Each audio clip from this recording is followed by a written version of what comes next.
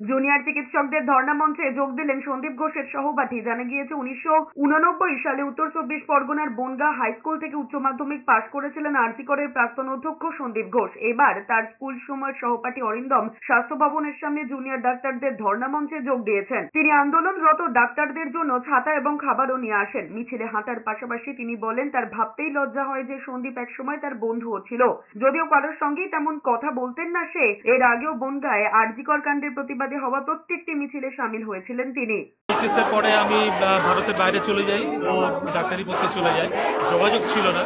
তবে এটুকু বলতে পারি 8 বছর একসঙ্গে থেকে সন্দীপ ছোটবেলা থেকেই চারিত্রিকভাবে একটু দুর্বল ছিল। দুর্বল অর্থাৎ সোশ্যালাইজেশন সে করতে জানতো না, তার কোনো বন্ধু ছিল না।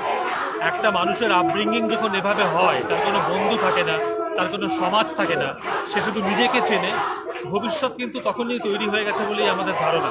সুতরাং আজকে সন্দীপের এই অধঃপতন কিছুটা হলেও আমরা অবাক হই।